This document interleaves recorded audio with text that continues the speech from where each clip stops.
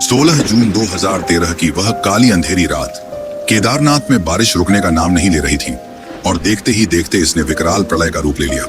बिजलियां कड़क रही थीं, पहाड़ टूट रहे थे, जल प्रलय चारों ओर तबाही मचा रहे थे। लेकिन जब यह प्रलय केदारनाथ मंदिर की ओर बढ़ा, तभी पीछे से अचानक एक बड़ा सा चट्टान मंदिर के पीछे आकर टिक गया, जिसने प्रलय के रुख को मोड़ दिया और मंदिर को बचा लिया। क्या यह केवल एक संयोग था या शिव की माया? इसके पीछे की असली सच्चाई क्या है और किसने इस मंदिर को बनवाया? यह मंदिर साल में सिर्फ 6 महीने खुला रहता है और बाकी के 6 महीने बंद। जब यह 6 महीने बर्फ के नीचे दबा रहता है, तब कैसे अंदर जलने वाला दीपक निरंतर जलता रहता? यहाँ का शिवलिंग बाकी 12 ज्योतिर्लिंगों से काफी अलग है। हिमालय की गोद में बसा केदारनाथ मंदिर केवल एक मंदिर नहीं, बल्कि इसके अंदर कई ऐसे रहस्य समाये हुए हैं जो आपको हैरान कर देंगे। उत्तराखंड के रुद्रप्रयाग जिले में स्थित यह मंदिर 4 धामों में से एक है और पंच केदार में सबसे प्रमुख माना जाता है। यहाँ का मौसम अत्यंत कठोर है। सर्दियों में तापमान -20 डिग्री सेल्सियस तक गिर जाता है और भारी बर्फबारी के कारण मंदिर 6 महीने के लिए बंद कर दिया जाता है। 16 जून 2013 ये वह दिन था जब प्रकृति ने अपनी विनाशकारी शक्ति का प्रदर्शन किया। शाम को अचानक केदारनाथ घाटी में बादल फटा और भारी बारिश शुरू हो गई। कुछ ही घंटों में पानी का स्तर इतना बढ़ गया कि मंदाकिनी और सरस्वती नदियों ने विकराल रूप ले लिया। लेकिन असली तबाही तब शुरू हुई जब केदारनाथ मंदिर के पीछे की चौराबाड़ी झील का ग्लेशियर टूटकर मंदिर की ओर बढ़ने लगा। 1.5 किलोमीटर चौड़ी झील, जिसमें लाखों टन पानी भरा था, अब टूटकर बड़ी तेजी से अपनी राह में आने वाली हर चीज को मिटाते हुए मंदिर की ओर बढ़ रही थी। लेकिन तभी अचानक एक विशाल चट्टान केदारनाथ मंदिर के ठीक पीछे आकर रुक गई और उसके बाद बाढ़ का पूरा प्रवाह मंदिर के दोनों तरफ से निकल गया। ये विशाल चट्टान लगभग 20 फीट ऊंची और 30 टन भारी थी। अगर यह पत्थर अपनी सही जगह पर न रुकता तो मंदिर पूरी तरह तबाह हो सकता था। क्या यह केवल एक संयोग था या शिव की महिमा? यह चट्टान ठीक मंदिर के पीछे आकर कैसे रुक गई? स्थानीय लोगों और श्रद्धालुओं ने इस पत्थर को भीमशिला नाम दिया, क्योंकि मान्यता है कि इसका संबंध महाभारत के भीम से है। आज भी भीमशिला केदारनाथ मंदिर के पीछे स्थित है और हर श्रद्धालु इसे देखने के लिए वहां जाता है। यह सिर्फ एक चट्टान नहीं, बल्कि आस्था और चमत्कार का प्रतीक बन चुका है। इस मंदिर को बनाने के लिए विशाल पत्थरों का प्रयोग किया गया है। यह मंदिर विशाल भूरे रंग के पत्थरों से बना है, जिसे केदर गिनाइस भी कहा जाता है, जो कि 6 से 8 टन भारी है। पर सवाल तो यह है कि इतने भारी पत्थरों को 12,000 फीट की ऊंचाई तक कैसे पहुंचाया गया, जब ना तो कोई आधुनिक मशीन थी और ना ही कोई सड़क।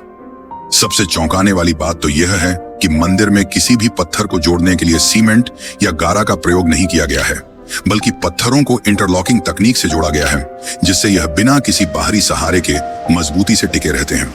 और 2013 की आपदा में यह सिद्ध भी हो गया कि मंदिर की संरचना आज के किसी भी आधुनिक इमारत से कहीं अधिक मजबूत है। पत्थरों का भार और इंटरलॉकिंग डिजाइन इस तरह से किया गया है कि यह तूफान, बर्फबारी और भूकंप झेल सके। इसका इतिहास महाभारत काल से जुड़ा हुआ है, यानी कि यह मंदिर लगभग 5000 साल पुराना है और इसे पांडवों ने बनाया था या फिर 8वीं शताब्दी में जगत गुरु आदि शंकराचार्य ने इसे बनाया। यह काफी दिलचस्प और रहस्यमय कहानी है। महाभारत युद्ध के पश्चात युधिष्ठिर को राजा घोषित कर दिया गया, जिसके पश्चात लगभग 40 वर्षों तक उन्होंने शासन किया। परंतु अपने भाइयों और गुरुजनों की मृत्यु का बोझ उन्हें भीतर से खाए जा रहा था। इस दुविधा को लेकर वे श्री कृष्ण के पास पहुंचे।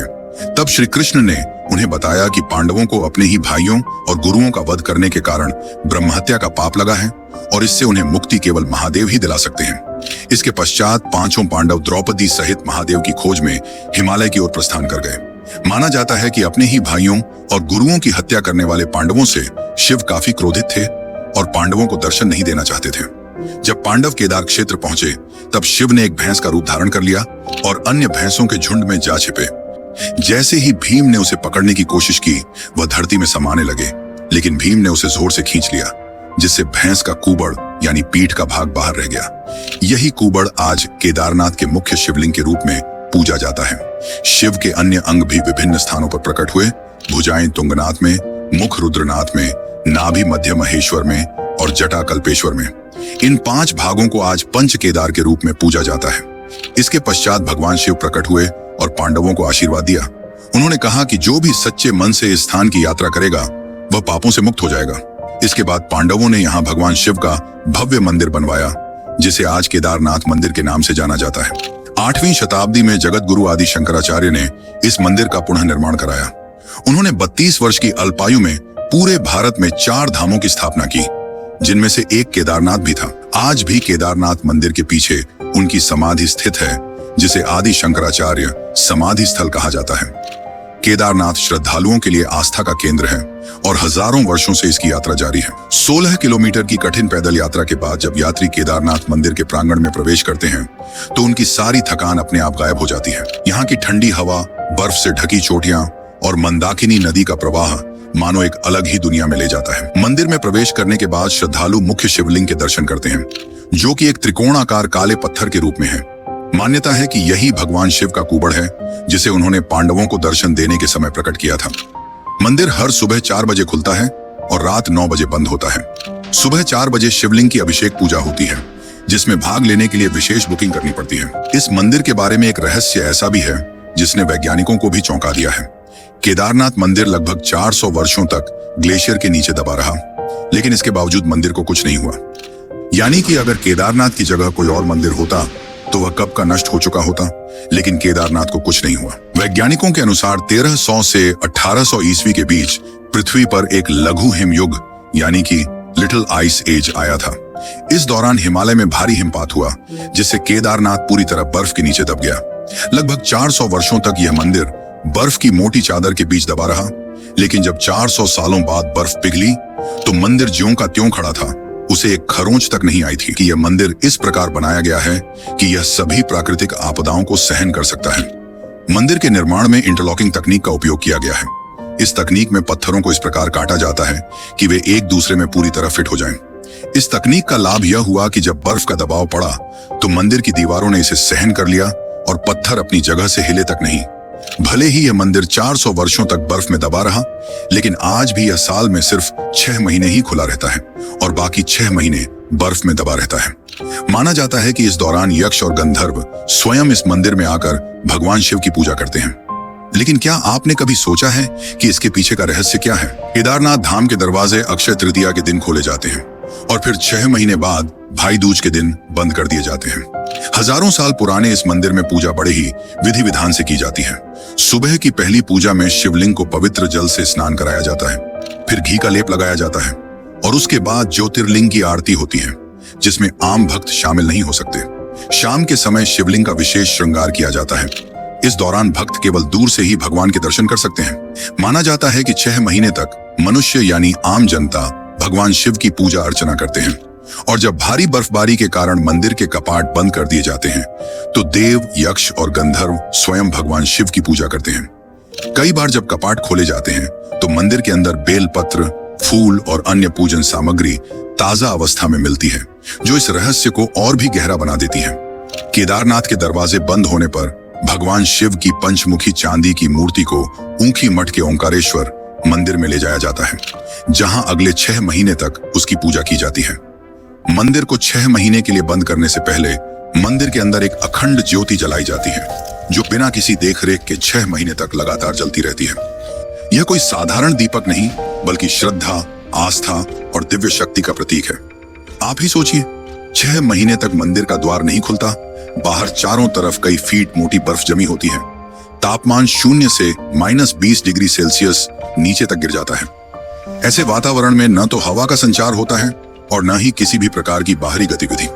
ऐसे में सवाल उठता है कि आखिर बिना किसी देखरेख के वह दीपक कैसे जलता रहता है?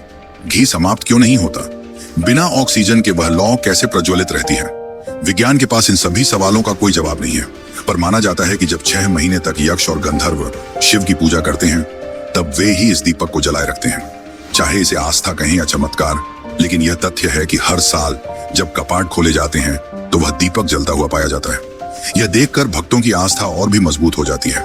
यह केवल एक दीपक नहीं, बल्कि भगवान शिव की उपस्थिति का प्रमाण है, जो दर्शाता है कि केदारनाथ केवल एक मंदिर नहीं, बल्कि दिव्य शक्ति का केंद्र है। शिव, जिन्हें सृजन और संहार का देवता माना जाता है, ऊर्जा के एक विराट स्रोत हैं।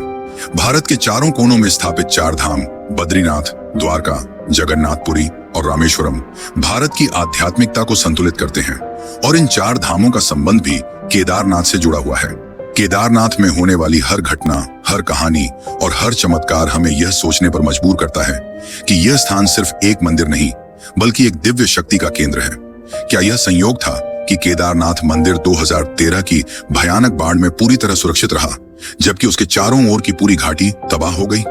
क्या यह मात्र आस्था थी कि 400 सालों तक बर्फ में दबे रहने के बावजूद मंदिर को कोई नुकसान नहीं हुआ? क्या यह सिर्फ एक इत्तेफाक है कि बिना किसी सहारे के 6 महीनों तक दीपक जलता रहता है? अगर आप इन सवालों के जवाब तलाशेंगे तो आपको एक ही उत्तर मिलेगा, यह महज संयोग नहीं हो सकता।